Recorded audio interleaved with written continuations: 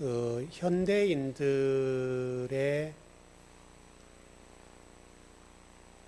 우리 국어 능력이라고 해요? 국어 실력?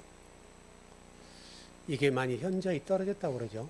그러니까 문장을 읽고 이해를 못하는 세대가 돼버렸어요. 그러니까 왜 그럴까 좀 생각해 보니까 여러분 그 스마트폰이 우리에게 많이 유익을 주죠. 스마트폰을 보면 다양한 정보, 다양한 영상, 수많은 지식이 나오죠. 그러니까 이제 스마트폰을 보면 많은 정보가 있는데 그 정보의 깊이라고 하는 것이 이게 낮다는 말이에요. 또 거기다가 분별이 있어야 바른 정보를 알 수가 있고요. 잘못된 정보가 너무 많잖아요. 그래서 어떤 책을 우리가 보거나 생각하거나 사고하고 이런 어떤 시간이 필요한데 그렇게 하지 못하고 스마트폰을 보고 끝나버린 거죠. 그러니까 옛날에 여러분 사색하고 그런 거 많이 있죠, 여러분. 사색을 하고.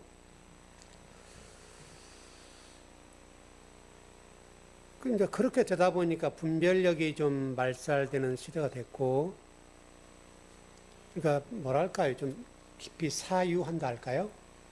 깊이 생각하고 또 생각하고 또 생각하는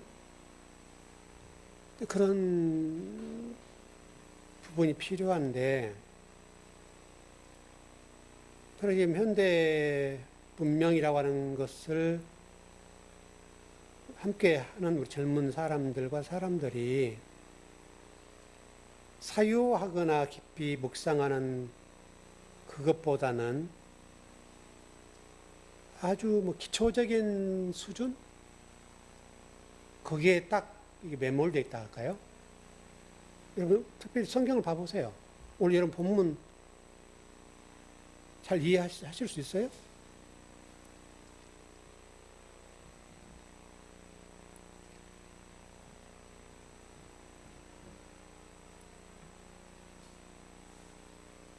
아마 오늘 뒷부분 말씀 계속 봐볼 텐데,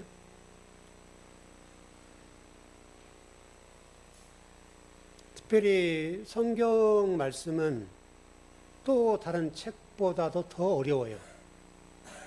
번역하신 분들이 어쨌든 이렇게 명확하게 번역을 못 해놔서 굉장히 어렵거든요. 제가 여러분 처음 만났을 때를 지금 생각을 해보는데요. 그때 제가 만일에 10을 여러분에게 가르치면 그 10이라고 하는 틀 속에서 성도들이 이해하고 깨닫는 것들이 아주 일부분이었어요. 일부분. 그래서 오랜 시간 동안에 말씀을 꾸준하게 반복하고 또 반복하고 또 반복하고 이제 한 20년 넘게 왔는데 이제 여러분들은 이제 많이 이해를 하시죠. 그러니까 10을 다 이해한지는 모르겠으나 그래도 자꾸 근사치가 온단 말이에요.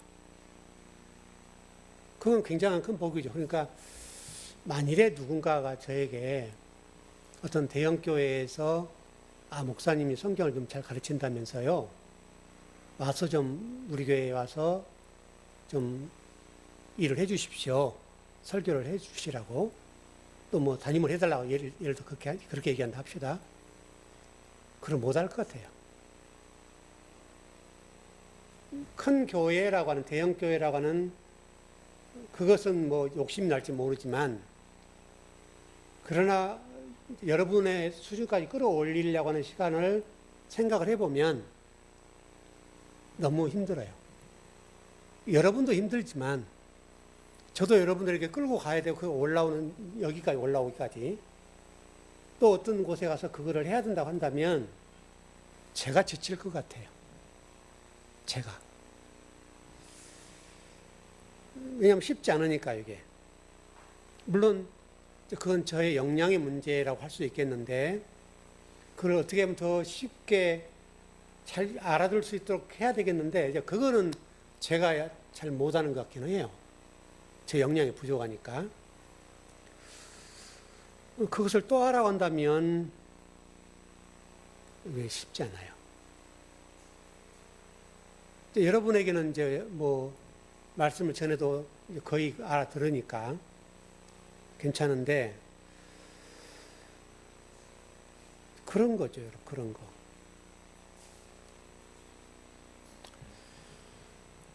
여러분 오늘 본문 말씀 봐봐요. 25절. 때가 이르면 다시는 비유로 너에게 가르치지 않고 아버지에 대한 것을 밝히 이르리라. 그렇게 말씀하고 있네요.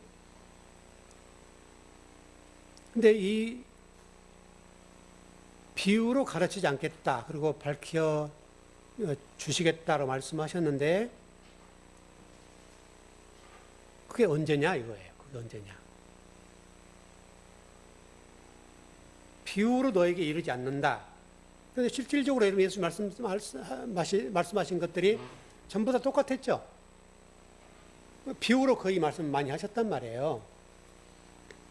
이 말은 어떤 말이냐면 저와 여러분에게 진리 영이 오시면 진리의 영이 여러분이 임하면 영이 임하면 다시 우리가 창세로 돌아가면 우리 머리가 그리스도로 바뀌면 그러면 예수님이 우리가 지난 주일에 말씀했던 대로 보조관념으로 말씀을 하시는데 우리는 어떻게 들리는가 하면 원개념으로 듣게 된다는 거예요. 무슨 말씀인지 아시겠죠? 예수님이 비유로 말씀하세요. 근데 우리 머리가 그리스도의 머리로 바뀌었어요. 진리영이 임해 있어요. 그러면 보조관념으로 말씀을 해 주시고 비유로 말씀을 해 주셨는데 우리는 어떻게 들리냐면 원개념은 본질적인 말씀으로 딱 듣게 되버린다는 거예요. 그게 해석이 돼서 자동적으로 우리 머리가 돌아가 버리는 거예요. 그걸 내가 굳이 해석하려고 하지 않아도 그 말씀을 듣는 순간에 저건 저 말씀이네 이렇게 알아듣게 된다는 거예요. 그 얘기예요. 그 얘기 오늘 얘기가. 그래서 아버지에 대한 것을 밝게 이른다라고 되어 있잖아요. 이게 그 원문에 보면 이렇게 되어 있어요. 수용 본문이라고 되어 있어서 위의 것, 원관념이라고 합시다. 위의 것인데 위의 것을 헬라어 단어로 보니까 아난겔로라는 단어예요. 아난겔로. 위의 것이 그냥 해석해도 이해돼 버려요. 그러나 예수님은 지금 보조관념으로 비유로 우리가 알아듣게 말씀을 하셨는데 우리는 그냥 아난겔로가 되어서 위의 것의 말씀으로 정리가 끝나버리는 거예요. 그러면 복이겠죠. 그러니까 여러분들이 지금 성경을 이렇게 쭉 읽으신다고 한다면 읽는 순간에 말씀들이 탁탁탁 해석이 되는 거예요. 그래서 여러분 수용 본문, 원문의 수용 본문에 보면 아난겔로라고 되어 있어서 아래 것으로 설명하시는데 위 것이 이해되는 거예요. 이 아난겔로라고 그래요. 이걸. 또 하나는 그 보조관념이라는 관점으로 보면 아판겔로라는 단어인데요. 보조관념인데 이게 알려주다, 뭐뭐를 분리하다 이런 뜻이에요. 그 뜻을 지금 설명하는 건데요. 그러니까 보조관념 아래 것으로 우리에게 말씀해 주시는데 우리는 위 것으로 알아들어 버리는 거죠. 그걸 아판겔로 이렇게 돼요. 진리 영이 여러분 임하면 머리가 그리스도로 바뀌어 있으면 위의 것으로 그냥 말씀들이 정리가 되고 해석이 되고 탁탁탁탁 정리되는 거예요. 굉장히 복이겠죠, 여러분. 진리의 영이 우리가 오지 아니하시면 그렇게 할 수가 없어요. 여러분, 한 예가 술 맡은 관원장과 떡 맡은 관원장과 당시에 바로 밤새도록 꿈 때문에 잠을 못 잤잖아요. 바로 왕도 그랬고 번민했잖아요. 번민. 꿈이 분명히 불길한데 그 불길한 꿈에 대한 해석을 못하는 거예요. 그러니까 우리식으로 얘기하면 보조관념을 하나님이 말씀해 주셨어요. 근데 그러면 우리가 진리의 영이 임해 있다고 한다면 그 보조관념을 말씀하신 것이 바로가 듣는 꿈을 꾸는 순간에 그게 해석이 되고 이해가 돼야 된단 말이에요. 그리고 술 맡은 관원장, 떡 맡은 관원장도 감옥에 있을 때 마찬가지잖아요. 그들도 꿈을 꾸어서 이해를 못하는 거예요. 근데 여러분 요셉은 어땠어요? 요셉은 똑같은 꿈을 듣는 순간 번민한 거에 대해서 요셉에 대해서 이렇게 설명했잖아요. 내가 밤에 이렇게 꿈을 꿨는데 내가 지금 죽을 지경이다. 근데 요셉은 그걸 듣는 순간에 딱딱딱 해석을 했단 말이에요. 그 얘기예요, 여러분. 그러니까 요셉은 지금 그의 생각이 그리스도의 머리로 딱 잡혀 있어요. 그리스도의 머리가 되어 있으니까 꿈을 듣는 순간에 그게 본질적인 거, 하나님 뭘 말씀하신 것이 바로 이해되고 해석이 돼버려요. 여러분 그 얘기를 하는 그 얘기예요. 그러니까 비유가 비유로 끝나지 않고 그냥 여러분의 진리의 영과 그리스도 머리로 되어 있다고 한다면 그 말씀들이 정리가 되고 해석이 되고 어떤 뜻인지를 알게 된다는 거예요. 여러분 지금 그 말씀이에요, 지금 그게. 그리고 그렇게 되면 여러분 천국이 임해버린 거, 천국으로 모든 것들이 정리가 끝나버린 거죠. 26절이요. 25절 정리됐죠, 그렇게 하면? 여러분 굉장히 큰 복이에요. 자, 26절 시작. 그날에 너희가 내 이름으로 구할 것이요 내가 너희를 위하여 아버지께 구하겠다 하는 말이 아니니, 내가 너희를 위하여 아버지께 구하겠다 하는 말이 아니니 이렇게 됐네요. 강조점이 뭐예요?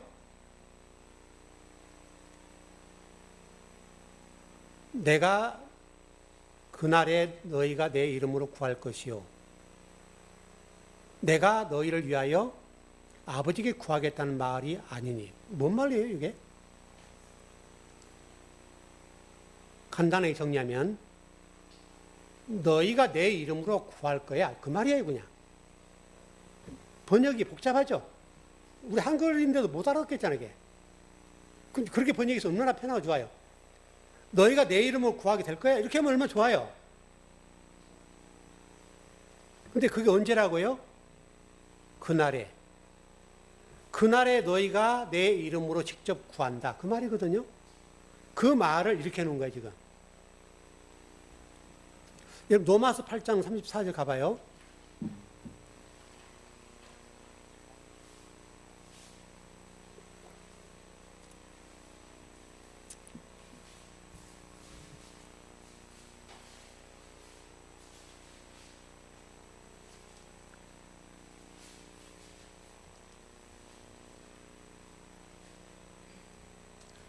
그날이 언젠가나 보자고요.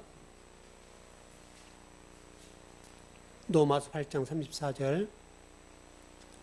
예, 시작. 누가 정죄하리요? 죽으실 뿐 아니라 다시 살아나신 이는 그리스도 예수시니 그는 하나님 우편에 계신 자요 우리를 위하여 간구하시는 자신이라.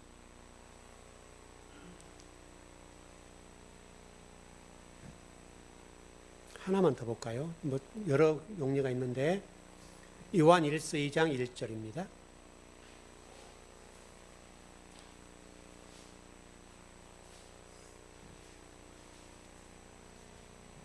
요한 1서 2장 1절입니다.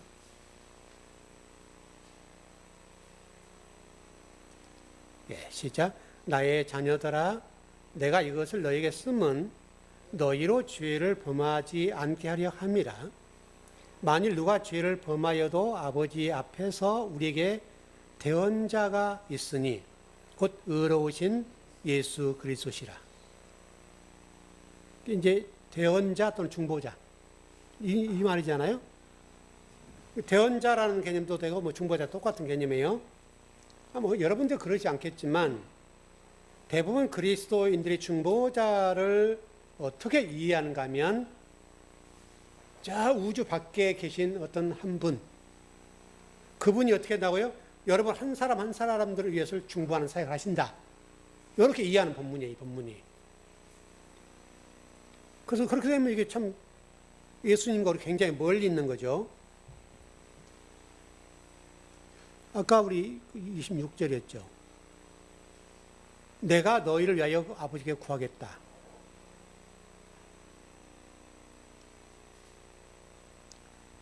그리고요, 그 아까 뭐라고 됐어요? 너희가 내 이름으로 구할 것이요. 너희가 내 이름을 구한대요.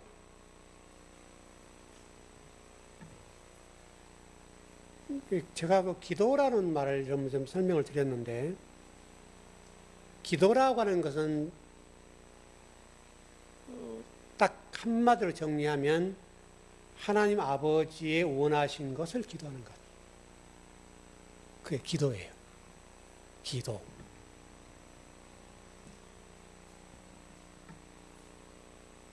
근데 그 원함, 아버지의 원함을 기도라고 그랬는데, 그 아버지의 원함의 그 기도라고 하는 것은 그리스도가 나의 머리가 될 때, 그때 이루어지는 거예요.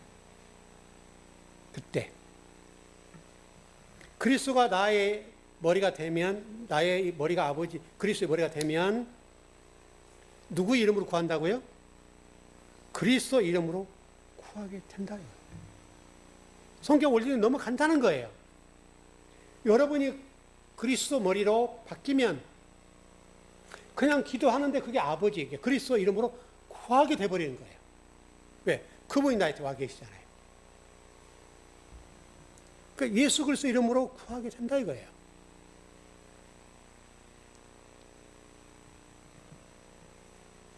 왜냐하면 그냥 아버지 마음을 알아버리는 거예요. 그냥 알아버려요. 알려고 하지 않는데 알아요.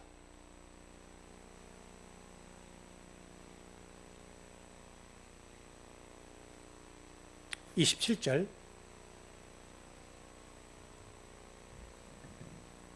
네, 시작. 이는 너희가 나를 사랑하고 또 내가 하나님께로부터 온 줄 믿었으므로 아버지께 친히 너희를 사랑하십니다. 그날에는 너희가 내 이름으로 구할 것이다.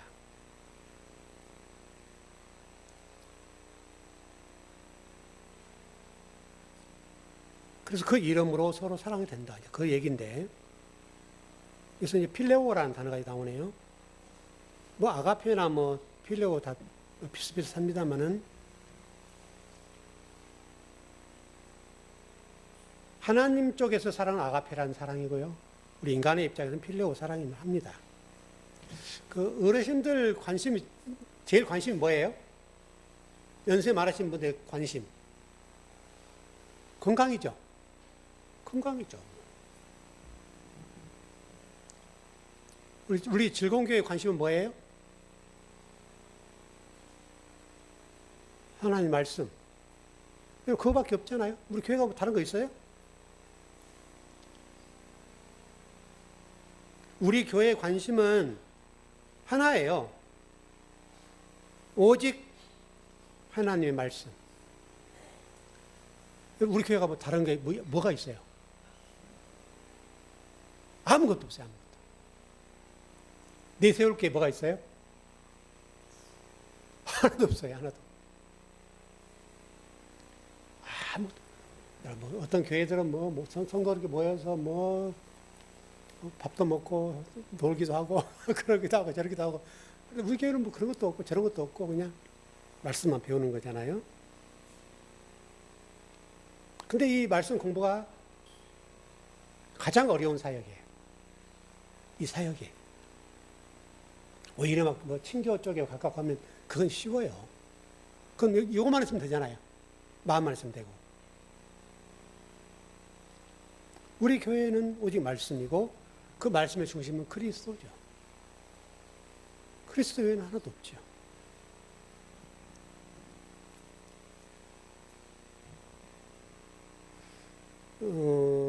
예전에 교회들, 상당한 교회들은 좀 목회자들이 많이 있을 때는 좀 스펙이 좀 떨어졌죠. 그래도 그분들은 예수 사랑, 그것만은 확실히 있잖아요, 여러분. 오직 그거 기도하고 성도를 그거 하고, 그거 훈련하고, 그것만은 분명히 했거든요.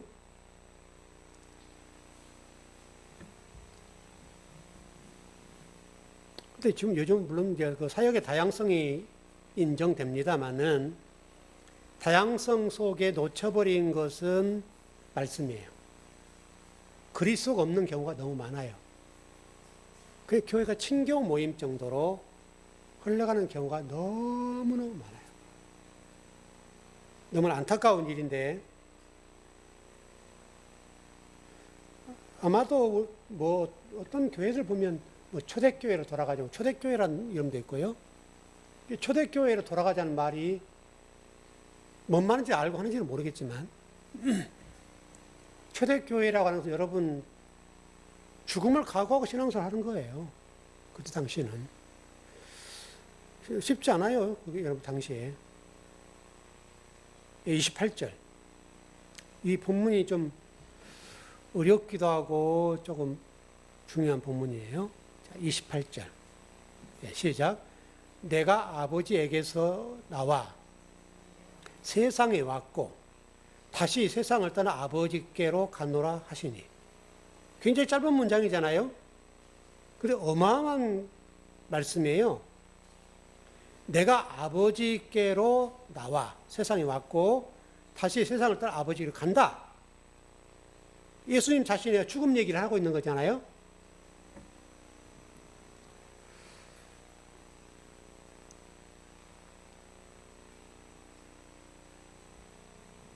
죽음, 예수님의 죽음으로 끝나지 않고 지금 아버지가 간다고 말씀하네요. 아마도 많은 그리스도인이 던진 질문이 그런 것 같아요.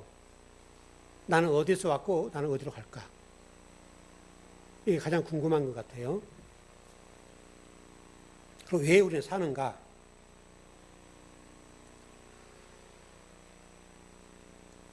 오늘 여기 28절 보니까 아버지께로부터 왔고 또 우리는 아버지께 간다. 그렇게 돼 있잖아요. 아버지께로 간다 그러잖아요. 죽음이라고 하는 것은 한 번은 우리 정해진 이치고 슬픈 일이죠. 여러분 인간적으로 이렇게 헤어짐이 슬픈 일이잖아요. 슬픈 일인데 성경적으로 본다면 영적으로는 최고의 기쁨의 날이죠. 왜냐하면 죽음으로 끝나지 않고 아버지께 가는 거니까. 그래서 아버지께로부터 왔고 아버지로 간다. 그렇게 됐네요. 이게 우리의 본질이죠. 우리 기독교인들 가장 본질적인 게 뭐냐면 우리의 육을 벗어버릴 때, 여러분 그 창세기 우리 인간을 창조하실 때 봐보세요. 땅으로부터 올라온 먼지, 흙이었던 우리예요. 여기에 하나님이 영을 불어 넣었어요. 하나님 생명을 불어 넣었어요. 그러니까 육은 여러분 보조관념이죠. 하나님 영이 들어왔죠. 이게 원관념이죠. 이 원관념이 들어감으로 우리가 사람이 됐어요. 살아있는 사람이 됐다고요. 근데 이게 아버지께로부터 왔죠. 근데 이게 떠나는 거예요. 그럼 이 껍질 벗고 이게 아버지께 가고 이거는 땅으로 가는 거죠. 좀 그 얘기를 하는 거예요. 그러니까 우리 껍질은 육신이에요. 여러분 우리 생각이라고 하는 것들은 결국은 우리 머리잖아요. 여러분. 머릿속에 있는 생각이잖아요. 그 생각이 나잖아요. 여러분. 이건 여러분 육신, 이건 껍데기 불과해요. 다 같은 육신을 입고 있는데 이게 어떻게 되어 있느냐에 따라 다 다르잖아요. 여러분. 생각도 다르고 바라보는 것도 다르고 다 달라요. 그러나 하나님의 생명이라고 하는 것은 똑같죠. 그게 떠난다는 거예요. 그게 아버지께 간다는 거예요. 지금. 그 얘기를 이렇게 놨어요. 호흡이 끊어지면 우리 생명이 떠나게 되니까 아버지께 가는 거죠. 죽음이라고 하는 것이 원간염, 다시 영으로 돌아가는 거예요. 그게 사실은 굉장히 복된 건데 인간적으로 슬프지요. 여러분 뭐 잘 죽었다 그러지는 않잖아요. 참 고생 많이 하셨다, 참 안타깝다 이렇게 하긴 하지만, 근데 뭐 어디서 만약 제가 여러분 성도들 장례식에 제가 집례를 한다 합시다. 집례를 하는데 가서가 이제 유족들도 모였고 많은 분들 모였는데 잘 돌아가셨어요. 그럼 여러분 어떻게 되겠어요? 저는 미친놈이었나? 그럴 거 아니에요. 우리 영적으로는 맞는 말인데 그렇다고 해서 그렇게 할 수는 없는 거잖아요, 여러분. 여러분 참 그동안에 고생도 많이 하셨고 기도도 많이 하셨고 여러분들 위해서 헌신도 많이 하시면서 가셔서 참 마음이 아픕니다. 이렇게 가야 되는 거잖아요. 그렇지 않습니까? 근데 잘 돌아가셨다. 그러면 여러분 뺨 맞을 거예요. 그 영적으로는 그렇다 이거예요. 영적으로는.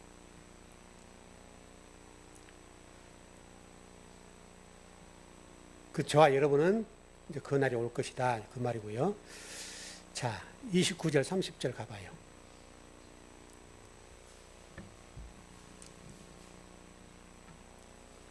이 본문이 좀 어려운 본문이더라고요. 제가 보니까. 그래서 제가 오늘 아침에도 지금 제가 원문을 쳐다보고 왔는데 좀 까다로운 본문이에요. 이 본문이. 29절, 30절 시작. 제자들이 말하되 지금은 밝히 말씀하시고 아무 비유로도 하지 아니하시니 우리가 지금에야 주께서 모든 것을 아시고 또 사람의 물음을 기다리시지 않는 줄 아나이다. 이로써 아버지께로부터 나오심을 우리가 믿사옵나이다. 우리가 지금에야 주께서 모든 것을 아시고 또 사람의 물음을 기다리시지 않는 줄 아나이다. 뭔 말이에요? 국어인데 어렵죠? 이게 국어 실력으로 해석이 안 돼요. 국어 실력으로도. 얼마나 번역을 어렵게 해놨는지. 우리가 지금에야 주께서 모든 것을 아시고 또 사람의 물음을 기다리시는 줄을 아나이다. 이로써 아버지께로부터 나오심을 우리가 믿사옵나이다. 뭔 말이에요? 아무리 국어 실력이 좋아도 이건 몰라요. 뭔 말인지를. 원어로도 보통 어려운 게 아니에요. 제가 직역을 좀 해볼게요. 정리를 해드리겠는데, 직역을 그대로 해볼게요. 한번 여러분 알아들을 수 있는 거 보세요. 지금 우리는 압니다. 무엇을? 이 진리가 당신이 안다는 것을. 뭘? 모든 것을.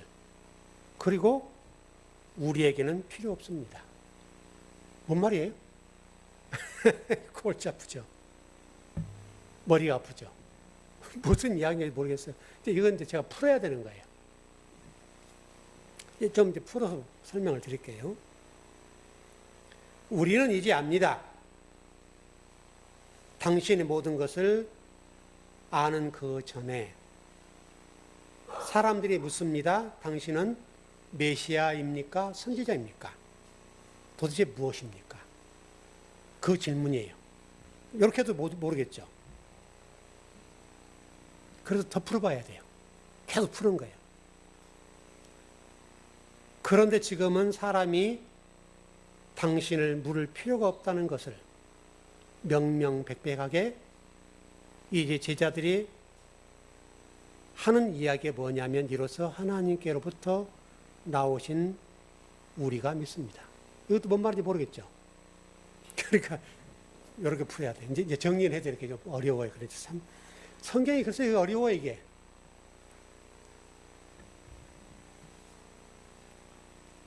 이제 정리해 드릴게요. 명명백백하게 당신을 하나님께로부터 나오신 자임을 우리가 이제는 믿습니다. 그러니까 하나님께로부터 나왔다. 그 말이거든요. 이게 굉장히 평범한 말 같은데요. 아버지께로 우리가 왔다. 나는 하나님의 아들입니다. 그 말을 이렇게 복잡하게 한 거예요. 간단 정리하면 나는 하나님께로 왔습니다.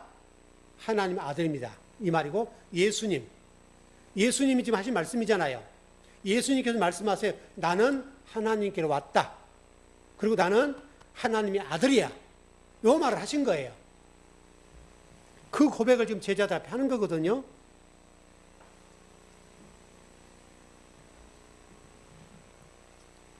이때 당시에 여러분 이 말은 충격적인 얘기예요. 왜냐하면 당시 로마의 지배를 당하고 있던 유대인 입장에서 생각해 보세요. 그들은 지금 메시아를 기다리고 있었죠. 메시아가 짠 할 줄 알았다. 짠. 그리고 그 메시아가 로마를 단번에 물리칠 만한 능력자이기를 원했어요.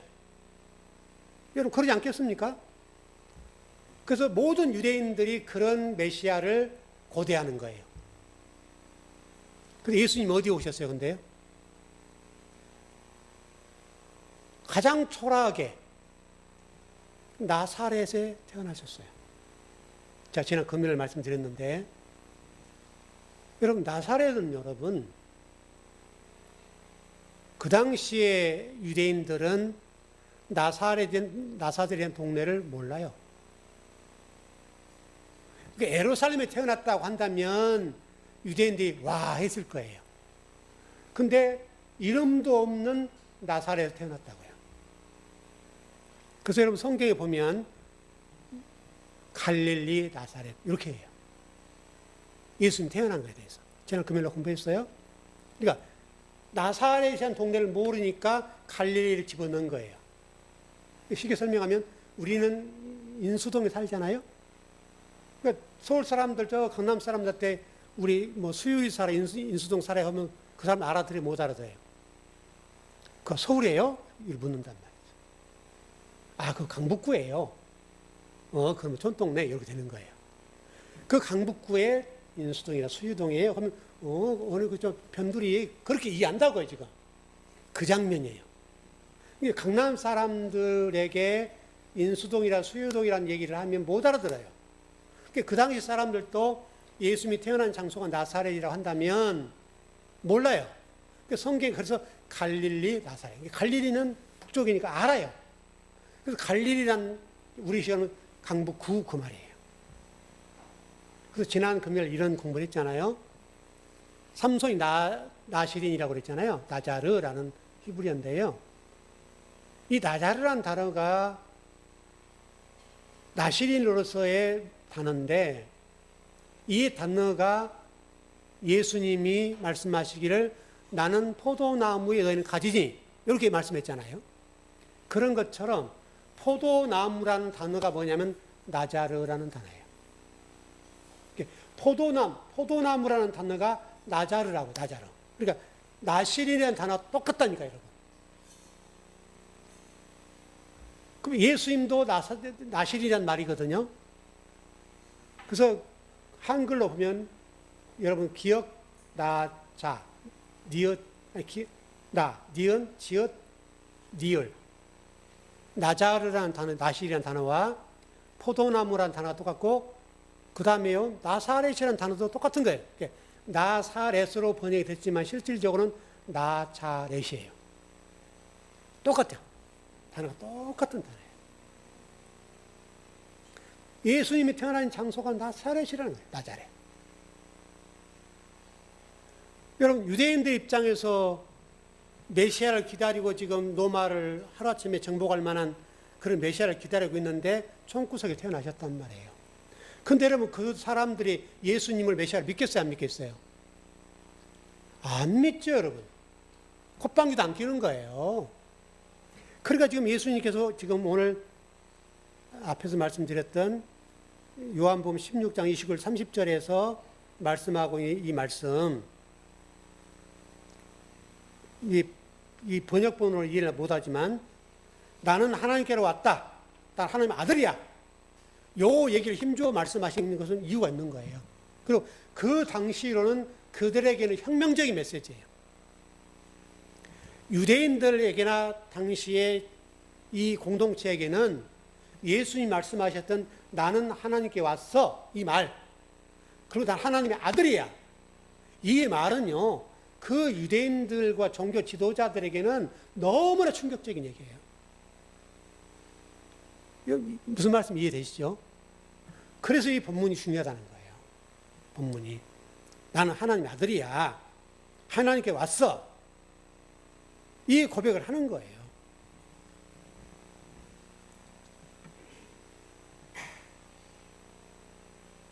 여러분 31절, 요한복음 16장 31절. 예, 시작. 예수께 대답하시되 이제는 너희가 믿느냐? 너희가 믿느냐라고 되어 있죠. 의문문이죠. 믿느냐라고 되어 있죠. 의문문이죠. 이 의문문으로 되어 있죠. 원문은 직설법으로 되어 있어요. 직설법. 너희가 믿느냐라고 의문문이 아니라 바르게 번역하면 너희는 믿는다. 예수님께 대답을 하시면서 그렇다면 너희는 믿는다 그 말이에요 지금. 이걸 더 정확하게 얘기하면 다음 32절 9절을 설명하자면 예수님께서 이렇게 묻는 거예요. 직설법인데 너희들이 나를 믿는다고? 왜? 지금 예수님은 나사렛에 태어나셨어요. 지금 유대인들과 예수님 제자들도 마찬가지예요. 그들도 예수님을 어떻게 기대했어요? 능력 있고 힘 있고 로마를 박살낼 만한 메시아로 제자들도 기대했어요. 내가 하나님의 아들이 하나님께로 왔어. 하나님 아들이야. 라고 예수님 말씀하셨는데 그러면 제자들이 질문하는 거예요. 너희들이 나를 믿는다고? 이렇게 하는 거예요. 믿는다 했는데 더 정확하게는 너희들이 나를 믿어? 믿는다고? 이렇게 반문하는 거예요. 32절 때문에 그래요. 예, 시작. 보라, 너희가 다 각각 제 곳으로 흩어지고 나를 혼자 둘 때가 오나니 벌써 왔도다. 그러나 내가 혼자 있는 것이 아니라 아버지께서 나와 함께 계시느니라. 너희가 나를 믿는다고? 이렇게 했죠. 그러면서 32절을 말씀하세요. 그러나 너희들은 각각 흩어지고 또 나를 혼자 둘 때가 올 것이야. 그렇게 말씀하세요. 너희들 나를 믿는다고 지금 유대인들 전체가 안 믿어 예수님에 대해서 메시아로 믿지 않아요. 근데 제자들이 지금 예수를 믿는다고 이렇게 했죠. 제자들이 예수 믿는다고 얘기하니까 하나님의 아들이요 하나님으로부터 왔다라고 말씀하신 거에 믿습니다라고 했다 이 말이죠. 근데 예수님께 반문하세요. 정말 믿어? 이를 믿는다고? 그러면 32절 말씀하신 것이 너희들 곧 나를 혼자 두고 다 흩어질 건데 무슨 말이? 너희들 나를 배반할 거야 그 말이에요. 여러분 성경이 배반했어 안 했어요? 다 여러분 예수님 배반했잖아요. 수제자 중에 수제자였던 베드로를 보세요. 나는 어떤 일이 있어도 예수님 배반하지 않아요. 그렇죠? 베드로가 고백했어요. 근데 여러분 베드로가 비자가 와서 물었지 않습니까? 당신도 그 당이지? 이렇게 물었어요. 당신도 어떤 당이잖아. 이렇게 물었잖아요. 그랬으면 그래야 되잖아요. 근데 베드로가 뭐라고 그랬어요? 나는 몰라. 그랬죠. 몰라. 그때 어떻게 됐다고요? 성경은 닭이 울더라. 닭이 울었다는 거예요. 닭이. 그 닭의 울음소리가 제가 그때 그렇게 설교를 했던 것 같은데 지잉소리가 나는 것처럼 베드로 귀에 그게 들렸어요. 베드로에게. 그 소리가 어마어마하게 들린 거예요. 소리가. 그래서 베드로가 꼬꾸라지는 거예요. 그 장면.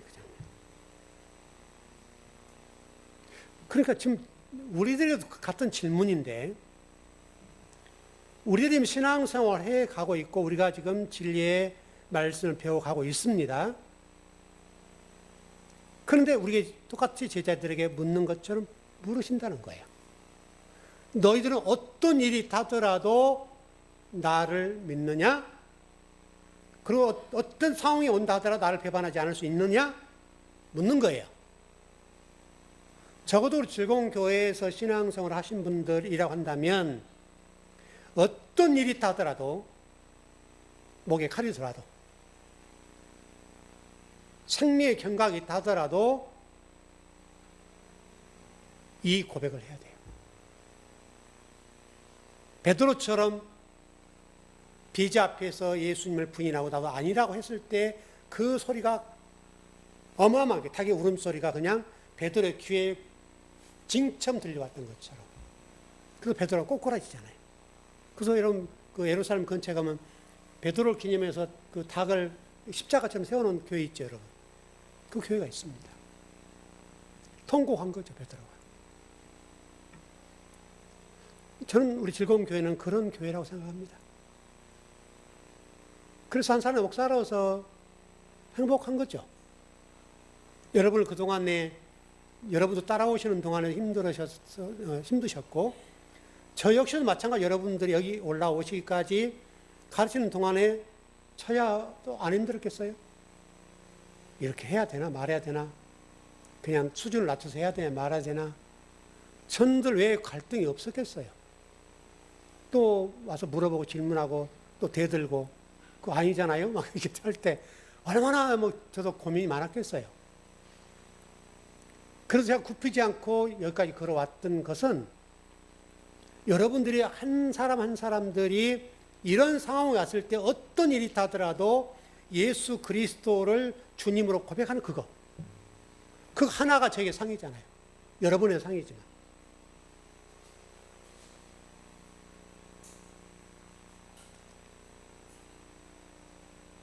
한 절만 보죠. 스가랴서 13장 7절 가봐요.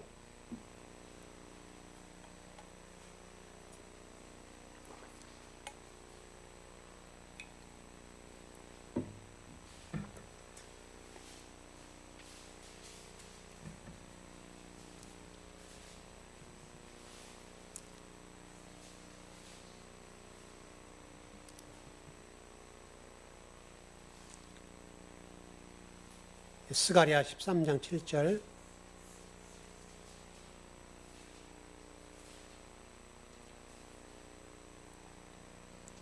시작. 만군의 여호와가 말하노라 칼아 깨어라 내 목자 내 짝된 자를 치라. 목자를 치면 양이 흩어지려니와 작은 자들 위에는 내가 내 손을 들이우리라. 무슨 말씀이에요? 예수 그리스도를 치면 예수 그리스도가 죽으시면 어떻게 된다고요? 제자들이 다 흩어진다는 거예요. 여러분 그랬어요? 안 그랬어요? 예수님께 십자가를 치실 때 제자들이 예수님의 십자가를 지키지 못했죠. 다 제갈 길로 돌아가 버렸죠. 자기의 본래 직업 갈릴리를 다 도망갔어요. 엠마오 두 제자뿐만 아니라 수제자였던 베드로까지도 다 자기의 본업으로 돌아가 버렸어요. 그러니까 예수님 이게 그 말이에요. 스가랴서 13장 7절은 예수 그리스도의 십자가를 지신다는 얘기. 그때가 되면 모든 제자들이 흩어질 것이다. 이거는 여러분 우리 교회가 우리 가슴속에 깊이 새겨야 돼요. 여러분은 어떤 일이 있다 하더라도 어떤 고난이 있다 하더라도 여러분들은 하나님 말씀에 견고히 서고자 돼요. 그게 아버지가 원하는 거예요. 정리를 해보겠습니다.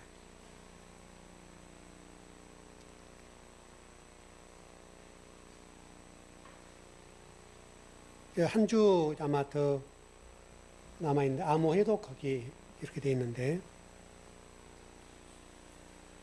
이번 3주에 걸쳐서 공부를 하고 말씀을 배우면